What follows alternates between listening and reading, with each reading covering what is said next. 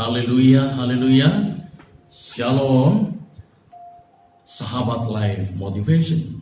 Bersama saya Pendeta Brian Hiburan Taruh mengajak untuk menikmati sharing firman Allah yang menguatkan dan memberikan kemenangan hidup. Mari kita membaca firman Allah yang saya ambil dalam Yohanes pasal yang ke-6 ayat yang ke-22 sampai dengan 59, dan izinkan saya membaca sampai di ayat yang ke-35. Orang banyak mencari Yesus. Pada keesokan harinya orang banyak yang masih tinggal di seberang melihat bahwa di situ tidak ada perahu selain daripada yang satu tadi, dan bahwa Yesus tidak turut naik ke perahu itu bersama-sama dengan murid-muridnya, dan bahwa murid-muridnya saja yang berangkat. Tetapi sementara itu beberapa perahu lain datang dari Tiberias dekat ke tempat mereka makan roti sesudah Tuhan mengucapkan syukur atasnya. Ketika orang banyak melihat bahwa Yesus tidak ada di situ dan murid-muridnya juga tidak, mereka naik ke perahu itu lalu berangkat ke Kapernaum untuk mencari Yesus. Roti hidup. Ketika orang banyak menemukan Yesus di seberang laut itu, mereka berkata kepadanya, "Rabi, bila manakah engkau tiba di sini?" Yesus menjawab mereka, "Aku berkata kepadamu, sesungguhnya kamu mencari aku, bukan karena kamu telah melihat tanda-tanda, melainkan karena kamu telah makan roti itu dan kamu kenyang. Bekerjalah bukan untuk makanan yang akan dapat binasa, melainkan untuk makanan yang bertahan sampai kepada hidup yang kekal, yang akan diberikan Anak Manusia kepadamu. Sebab dialah yang disahkan oleh Bapa Allah dengan materainya." Lalu kata mereka kepadanya, "Apakah yang harus kami perbuat supaya kami mengerjakan pekerjaan yang dikehendaki Allah?" Jawab Yesus kepada mereka, "Inilah pekerjaan yang dikehendaki Allah, yaitu hendaklah kamu percaya kepada Dia yang telah diutus Allah." Maka kata mereka kepadanya, "Tanda apakah yang engkau perbuat supaya dapat kami melihatnya dan percaya kepadamu? Pekerjaan apakah yang engkau lakukan? Nenek moyang kami telah makan manna di padang gurun, seperti ada tertulis, mereka diberinya makan roti dari sorga." Maka kata Yesus kepada mereka, "Aku berkata kepadamu, sesungguhnya bukan manusia yang memberikan kamu roti dari sorga, melainkan Bapakku yang memberikan kamu roti yang benar dari sorga. Karena roti yang dari Allah ialah roti yang turun dari sorga dan yang memberi hidup kepada dunia." Maka kata mereka kepadanya, "Tuhan, berikanlah kami roti itu senantiasa." Kata Yesus kepada mereka, "Akulah roti hidup. Barang siapa datang kepadaku, ia tidak akan lapar lagi, dan barang siapa percaya kepadaku, ia tidak akan haus lagi." Berbahagialah setiap kita yang boleh membaca kebenaran firman Allah dan terus melakukan kebenaran di dalam kehidupan kita masing-masing. Saudara yang diberkati oleh Tuhan, kebenaran firman Tuhan di malam hari ini saya ambil tema Tuhan Yesus, idolaku. Saudara, tulisan daripada Rasul Yohanes ini betapa sungguh luar biasa. Boleh memberikan kekuatan, boleh memberikan kemenangan-kemenangan kepada jemaat yang mula-mula menerima surat ini. Saudara yang diberkati Tuhan, bagaimana kita bisa melihat laporan daripada Rasul Yohanes yang dikatakan adalah sebagai rasul yang paling dekat dengan Yesus. Di mana Yesus berada, selalu dia berusaha untuk menyandarkan tubuhnya di dada Yesus. Bahkan di dalam Yohanes ini pun dia tidak menulis namanya, hanya dikatakan murid yang dikasihi. Saudara yang diberkati oleh Tuhan, laporannya ini jelas dan luar biasa. Di masa pelayanan Yesus sejak dia melakukan mujizat di Kana yang pertama, kemudian terus melakukan berbagai pengajaran-pengajaran, baik di sinagoge, di bait suci, dan juga berbagai pengajaran-pengajaran di tengah murid-muridnya dan juga umat pada saat itu. Saudara yang diberkati oleh Tuhan, di dalam pembacaan kita ini Yohanes 6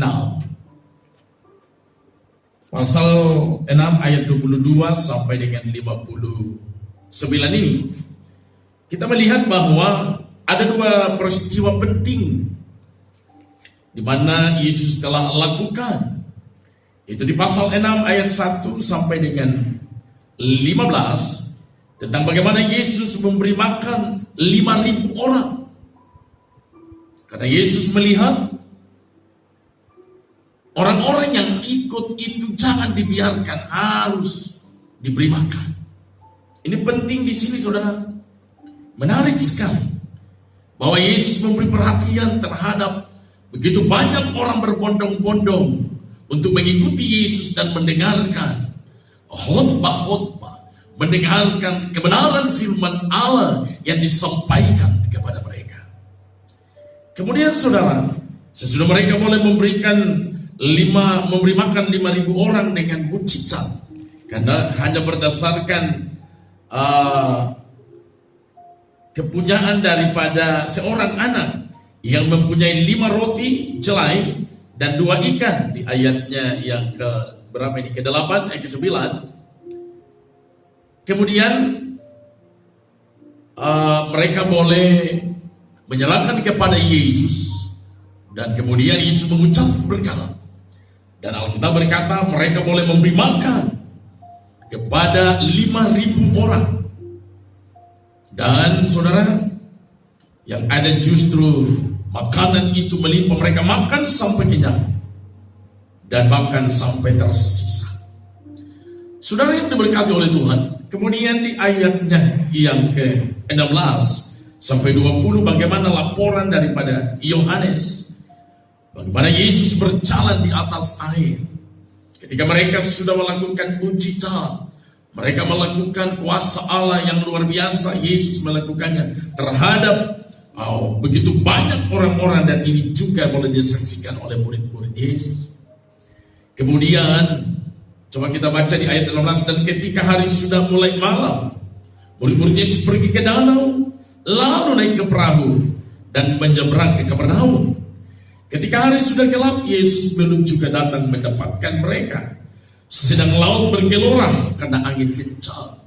Jadi Yesus tidak naik di dalam perahu Simon bersama dengan teman-temannya, tapi Yesus tetap berada di darat. Sesudah mereka mendayung kira-kira 2-3 mil jauhnya, mereka melihat Yesus berjalan di atas air mendekati perahu itu. Maka ketakutanlah mereka, tetapi ia berkata kepada mereka, "Aku ini, jangan takut." Mereka mau menaikkan dia ke dalam perahu, dan seketika itu juga perahu itu sampai ke pantai dan yang mereka tuju. Saudara yang diberkati oleh Tuhan, peristiwa yang kedua adalah mereka melihat keajaiban yang besar.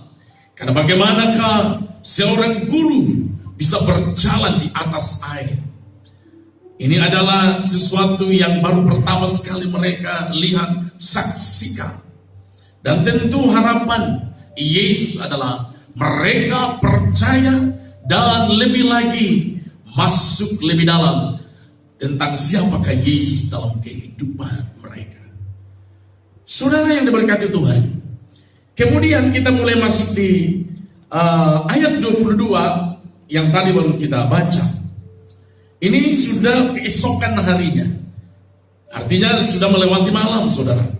Keesokan harinya, orang banyak yang masih tinggal di seberang melihat bahwa di situ tidak ada perahu selain daripada yang satu tadi, dan bahwa Yesus tidak naik ke perahu itu bersama-sama dengan murid-muridnya, dan bahwa murid-muridnya yang berangkat. Tetapi sementara itu beberapa perahu lain datang dari Tiberias dekat ke tempat mereka makan roti. Sesudah Tuhan mengucapkan syukur atasnya. Ayat 24. Ketika orang banyak melihat bahwa Yesus tidak ada di situ dan murid-muridnya juga tidak, mereka naik ke perahu-perahu itu lalu berangkat ke Pernaun untuk mencari Yesus. Saudara, Yesus boleh menjadi idola baru. Yesus boleh menjadi diminati. Yesus boleh menjadi tokoh yang disukai oleh masyarakat, yang dirindukan oleh banyak orang. Saudara yang diberkati oleh Tuhan, sekali lagi saya ambil tema adalah Tuhan Yesus idolaku. Masyarakat yang hidup pada saat itu benar-benar mereka menikmati sosok idola baru. Dialah Yesus Kristus. Saudara, bagaimana ketika mungkin ada idola yang muncul di daerah kita? Apakah idola nasional, apalagi kalau idola mancanegara? Sampai saya melihat kalau anak-anak muda histeris, oh Jesus, gitu.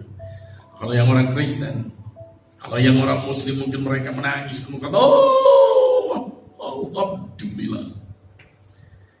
Bagaimana mereka tidak senang? Mereka melihat idola. Apakah itu mungkin artis? Atau mungkin itu adalah orang-orang hebat yang dikagumi? Saudara yang diberkati Tuhan, ini pun terjadi di zaman pelayanan Yesus, dan ini dilaporkan oleh Yohanes. Cuma persoalannya adalah apa yang menyebabkan mereka begitu tertarik mengidolakan Yesus? Saudara yang diberkati Tuhan, saya melihat di sini akibat daripada Yesus melakukan mujizat, memberi makan 5.000 orang, kemudian berjalan di atas air, mengakibatkan orang terus mencari Yesus menjadi idola. Dan bahkan dengan berbagai mujizat-mujizat yang lain, Yesus betapa sangat diidolakan. Karena semua mereka mengharapkan mujizat. Coba mari kita lihat di ayatnya yang ke-25. Ketika orang banyak menemukan Yesus di seberang laut itu, mereka berkata kepadanya, Rabi, bila manakah engkau tiba di sini? Mereka mempertanyakan keberadaan Tuhan. Bila manakah mereka tiba di sini? Sebab mereka lihat kemarin Yesus tidak naik di dalam perahu mereka, menyeberang bersama dengan murid-murid. Tetapi tiba-tiba ketika mereka pergi ke Kapernaum, ternyata mereka jumpai Yesus sudah berada di Kapernaum. Sehingga mereka bertanya, Bila mana engkau tiba di sini? Tapi apa jawab Yesus? Ayat 26. Yesus menjawab mereka, Aku berkata kepadamu, sesungguhnya kamu mencari aku, bukan karena kamu telah melihat tanda-tanda, melainkan karena kamu telah makan roti itu dan kamu kenyang. Lah, ini luar biasa, saudara. Jadi masyarakat orang banyak, jemaat pada umumnya, waktu itu mereka terus mengidolakan Tuhan. Mereka mencari keberadaan Tuhan. Di mana saja Tuhan berada, mereka berusaha untuk menemuinya. Karena mereka merindukan, melihat, merasakan tanda-tanda mujizat. Saudara, mereka mengharapkan mujizat. Yang kedua, mereka mengharapkan kebutuhan jasmani, mengharapkan roti. Dan bahkan saudara, kalau saudara baca di Kisah 1 ayat yang 6, mereka mengharapkan Yesus hadir sebagai raja yang melakukan perubahan. tatanan birokrasi. Ya mungkin saat itu mereka sedang terjajah orang-orang Yahudi, orang-orang Israel. Mereka berharap selain mujizat-mujizat yang dilakukan oleh Yesus, tapi juga mengharapkan roti Yesus sanggup untuk mencukupi kebutuhan-kebutuhan mereka. Tapi juga mereka berharap supaya keberadaan Yesus boleh menjadi raja yang melakukan perubahan tatanan birokrasi yang saat itu. Saudara yang diberkati Tuhan, inilah keinginan manusia. Inilah keinginan saudara? Manusia pada umumnya. Yang diharapkan adalah sesuatu yang mujizat. Yang diharapkan adalah sesuatu yang spektakuler. Yang diharapkan adalah sesuatu yang wow. Bahkan selalu dia berjuang, berusaha bagaimana supaya tetap mempertahankan hidupnya. Di rumah tetap ada makanan, di rumah tetap ada stok untuk keluarganya. Bahkan mengharapkan dengan adanya mungkin kehidupan pada saat itu di mana mereka sebagai terjajah oleh Romawi, supaya Yesus datang dan bahkan dia boleh menjadi raja untuk boleh melakukan perubahan-perubahan. Karena Yesus sudah sangat diidolakan. Saudara, biasanya ketika kita boleh tiba-tiba ada idola yang baru, kita berharap akan lebih daripada mungkin kemampuannya. Saudara diberkati Tuhan.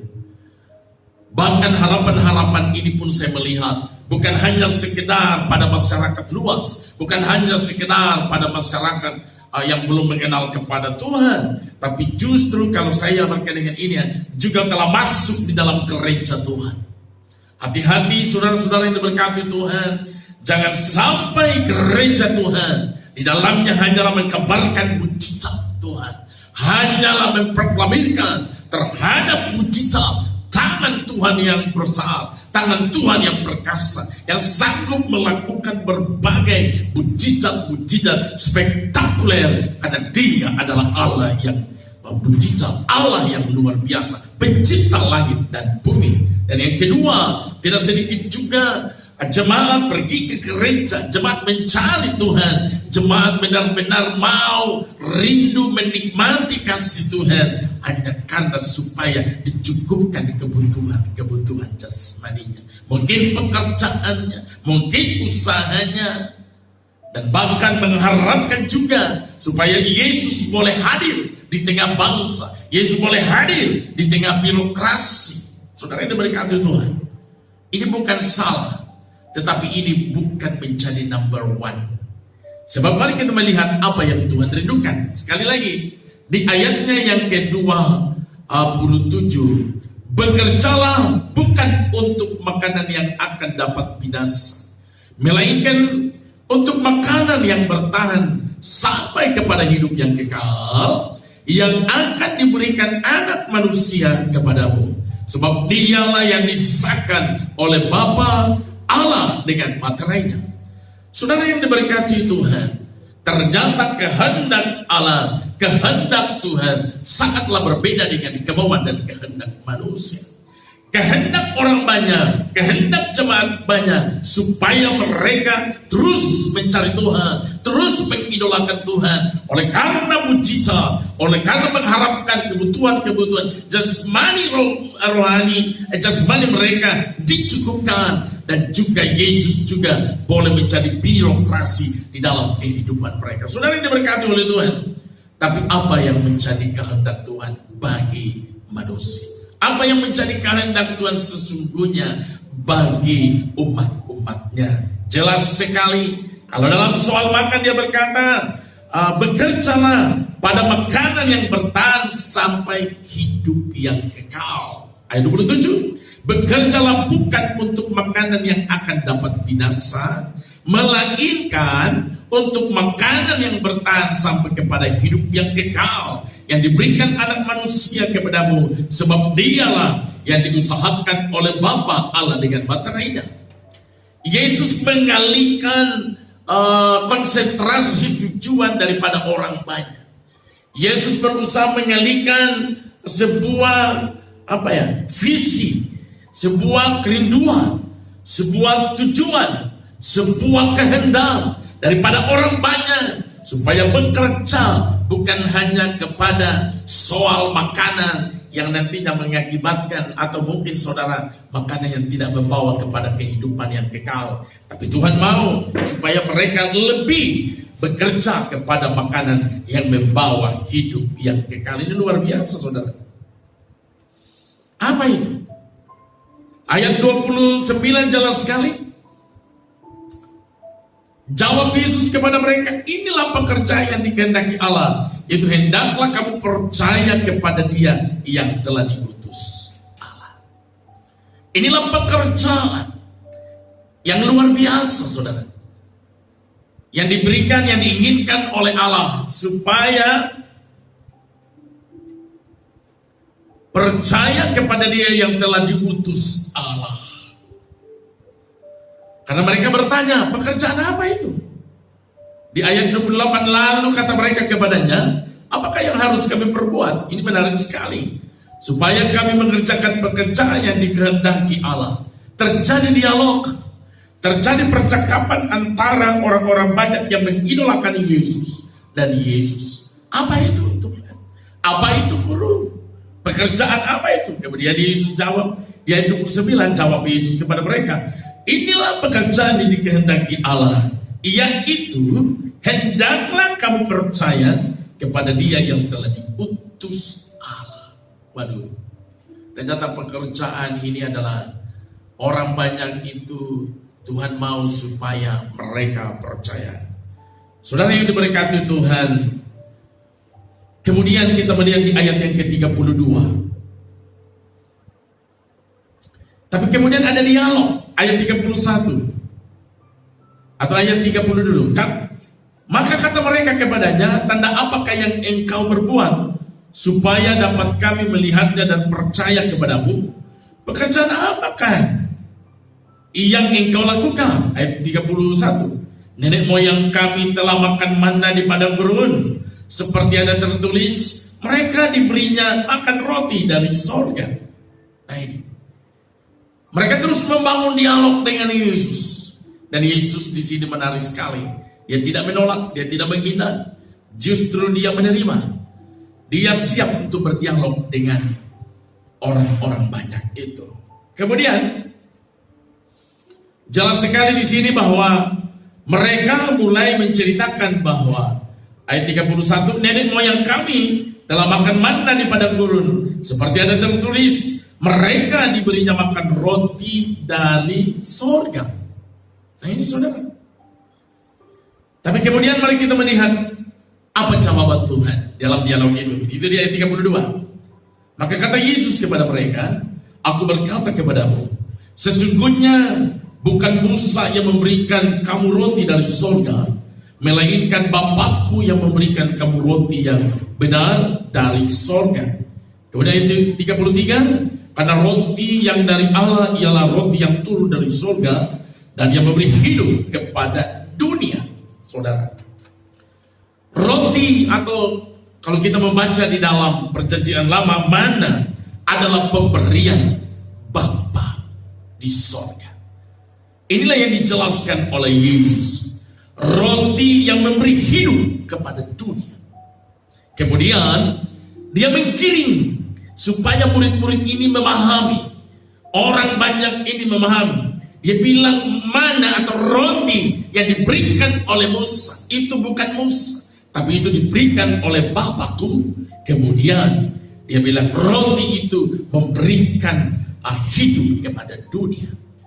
Dan kemudian di ayatnya yang berikutnya ke-34, ayat ke-34 di sini dia berkata, maka kata mereka kepadanya, Tuhan, berikanlah kami roti itu senantiasa. Ayat 35 kata Yesus kepada mereka, akulah jal, akulah roti hidup. Barang siapa datang kepadaku, ia tidak akan lapar lagi. Dan barang siapa percaya kepadaku, ia tidak akan haus. Saudara yang diberkati oleh Tuhan, ini penting sekali di sini saudara. Yesus mulai dia memunculkan dirinya, mulai dia memperkenalkan dirinya, dan mulai dia mengakui di hadapan publik bahwa akulah roti hidup. Saudara, artinya kebutuhan jasmani yang diinginkan oleh orang banyak Tuhan bawa supaya mereka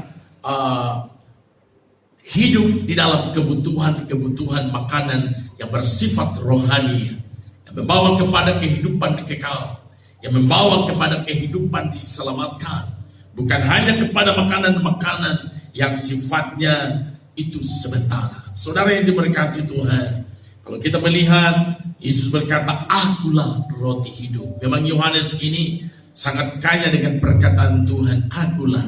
Kurang lebih ada 7 perkataan Tuhan, akulah. Contohnya di sini Yohanes 6 ayat 35, akulah roti hidup. Kemudian kalau saudara lihat di Yohanes 8 ayat 12, aku adalah terang dunia. Kemudian Yohanes 10 ayat 7 dan 9, aku adalah pintu. Kemudian Yohanes 10 ayat 11 dan 14, aku adalah gembala yang baik. Lalu saudara di Yohanes pasal yang ke-11 ayat 25, aku adalah kebangkitan dan hidup. Kemudian Yohanes 14 ayat 6, aku adalah jalan, kebenaran dan hidup. Yohanes 15 ayat 1 dan 5, akulah pokok anggur yang benar. Ini luar biasa, Yohanes memberikan laporan dan penjelasan bahwa Yesus benar-benar dia melakukan pengakuan dirinya siapakah dia. Akulah, ada 7 tentang aku, ini ditulis oleh Yohanes. Saudara yang diberkati Tuhan, Tuhan selalu mau membawa kehidupan kekristenan, bukan hanya kepada kepuasan makanan, bukan hanya kepada kepuasan mungkin nilai mata rupiah, kepuasan kedudukan, kepuasan jabatan, kepuasan mungkin saudara, reputasi, kemudian kepuasan lain. Karena memang jelas ornamen dunia memaksa kita untuk kita mencukupi segala kepuasan itu. Tapi Tuhan ternyata tidak. Justru dia membawa, biarlah bekerja pada pekerjaan nantinya menghasilkan kehidupan yang kekal. Makanlah roti, bahkan dia berkata, akulah roti hidup. Siapapun yang makan roti itu, dan itulah aku, akan boleh mendapatkan hidup kekal, dan aku akan membangkitkan dia di akhir zaman. Ini luar biasa, saudara. Luar biasa. Haleluya. Kemudian mulai dari pasal ayat 36 sampai 59, ini soal mujizat. Kalau tadi soal makanan yang diinginkan oleh murid-murid, karena ada tadi pertama soal makanan, kemudian yang kedua adalah soal mujizat. Ayat 36, ayat 59. Masalahnya adalah ada tantangan yang dihadapi. Di ayat 36 jelas sekali, di sini saya akan bacakan.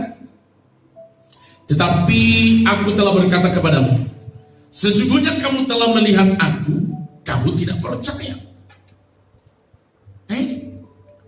Tuhan sudah menawarkan roti, bahkan dirinya adalah roti hidup. Tapi kemudian dia bilang, sesungguhnya kamu telah melihat aku, kamu tidak percaya. Ini masalah. Sekalipun sudah jadi anak Tuhan, sekalipun sudah jadi katanya orang Kristen, tetapi belum percaya. Pertama adalah jadi anak Tuhan atau jadi orang Kristen. Ada banyak orang mengaku sebagai orang Kristen tapi belum percaya. Ini contoh. Sudah melihat, sudah merasakan bersama-sama, tapi belum percaya. Artinya sudah di dalam komunitas orang percaya, sudah di dalam komunitas orang-orang Kristen, tapi belum percaya, kata Tuhan Yesus. Ada juga yang orang percaya, tapi belum bertobat. Jadi pertama jadi orang Kristen dulu, kemudian jadi orang percaya, kemudian jadi orang bertobat. Sudah percaya, tapi harus bertobat. Kemudian ada orang yang bertobat, tapi belum bertumbuh.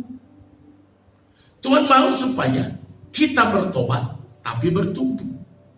Dan kemudian ada orang dari bertumbuh, kemudian menjadi dewasa, dan pada akhirnya berbuah. Saudara yang diberkati oleh Tuhan, Tuhan mau supaya kehidupan kita adalah kehidupan yang progres. Setelah kita percaya mulai menjadi anak Tuhan, kita terima Yesus sebagai Tuhan dan Juru Selamat. Alkitab berkata, di saat kita lemah, di saat kita tidak mampu, namun ketika kita telah percaya kepada Yesus, di dalam diri saudara bukannya lagi saudara, tapi ada Roh Kudus yang boleh memberikan kekuatan, yang boleh memberikan kemampuan di saat saudara mungkin lemah dan tak berdaya. Bahkan dia boleh memberikan penghiburan ketika mungkin saudara sedang sedih dan sedang berduka. Roh Kudus bahkan mengajar dalam banyak hal, terhadap berdoa, bahkan melakukan hal-hal di luar daripada kemampuan saudara. Roh Kudus boleh menjadi pribadi Allah untuk memberikan pertolongan, untuk memberikan penghiburan, parakletos untuk setiap anak-anak Tuhan. Haleluya, haleluya, haleluya. Saudara yang diberkati oleh Tuhan, ini penting sekali di sini bahwa mereka harus percaya, gitu. Di sini dicela oleh Tuhan, mereka sudah melihat tapi ternyata tidak percaya. Kemudian ayat 37, persoalan berikut adalah siapa yang mau datang? Nah ini. Kemudian di ayat yang ke-41, mendengar pengakuan Tuhan Yesus, justru mereka bersungut-sungut. Bahkan dikeluarkan lagi di ayat yang ke-53 adalah bertengkar. Nah ini masalah saudara. Ada 4. Mereka tidak percaya walaupun mereka melihat. Kemudian siapakah yang akan mau datang? Kemudian ketiga adalah mendengar perkataan Tuhan Yesus, justru mereka bersungut-sungut. Gitu. Itu di ayat 41 dan 43. Dan ayat 52 justru mereka bertengkar. Saya bacakan di ayat yang ke-52. Orang-orang Yahudi bertengkar antara sesama mereka dan berkata, bagaimana yang ini dapat memberikan dagingnya kepada kita untuk dimakan? Perkataan Tuhan Yesus ini selain membawa mereka bersungut-sungut, tapi juga membuat mereka bertengkar. Wah, ini sangat berbahaya saudara ya. Gitu. Ini masalah yang dihadapi. Tapi kemudian kita akan melihat apa yang Yesus tawarkan, apa yang Yesus inginkan, saudara ya. Dia datang, dibangkitkan, dan diselamatkan. Saudara, mari kita membaca di ayat yang ke-43. Jawab Yesus kepada mereka, jangan kamu bersungut-sungut. Ayat 44. Tidak ada seorang pun yang dapat datang kepada Bapakku jikalau ia tidak ditarik oleh Bapa yang mengutus aku. Dan ia akan kubangkitkan pada akhir zaman. Sebab ada tertulis dalam kitab nabi-nabi, dan mereka semua akan diajar oleh Allah, dan setiap orang yang telah mendengar dan menerima pengajaran dari Bapa datang kepadaku. Saudara, sekali lagi bahwa siapapun yang datang, di ayat yang ke-44, tidak ada pun yang datang kepadaku, tidak ada seorang pun yang datang kepadaku jikalau tidak ditarik oleh Bapa. Siapapun itu datang, kemudian Tuhan berjanji dia akan dibangkitkan, kemudian dan diselamatkan. Dan mereka-mereka itu adalah orang-orang yang ditarik oleh Bapa, yang dikirim, yang diutus oleh Bapa untuk kita layani. Jemaat-jemaat Tuhan, di ayat 44, dibangkitkan di akhir zaman dan percaya bahwa ia mempunyai hidup yang kekal. Saudara, kemudian jelas sekali di ayatnya yang ke berapa dia mengaku, akulah roti hidup, 48. Ini menguatkan statement yang di ayat yang ketiga, yang ke-35. Kata Yesus kepada mereka, akulah roti hidup. Barang siapa datang kepadaku, ia tidak akan lapar lagi.